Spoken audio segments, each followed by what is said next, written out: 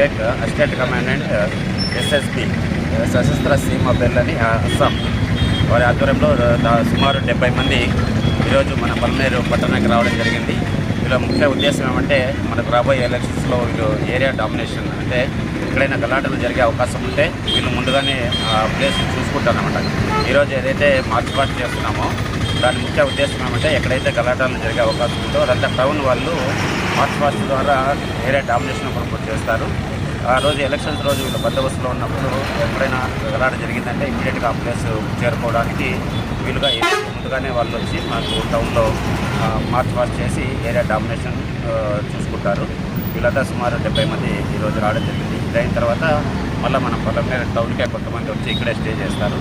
వాళ్ళు మళ్ళీ కంటిన్యూగా తర్వాత కూడా మార్చ్ పాస్ట్ చేయడం జరుగుతుంది. మిగతా విషయాలు వివేక్ గారు వారి విషయాలు చెప్తారు. మన లోకల్ పోలీస్కి ఎలక్షన్స్లో కోఆపరేట్ చేస్తారంటే అసిస్ట్ చేస్తారు.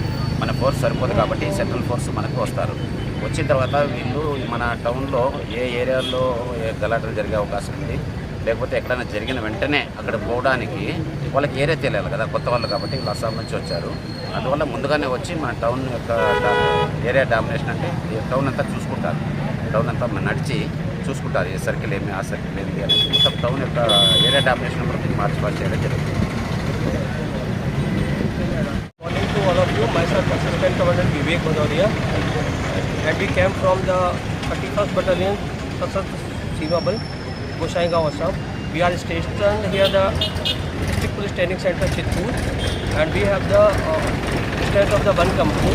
Now we are taking the flag march with the Chancellor Sir of Almanere, Chandrasekhar Ji, Almanere town, and we are creating the sense of security among the people for the upcoming parliamentary election in the Andhra.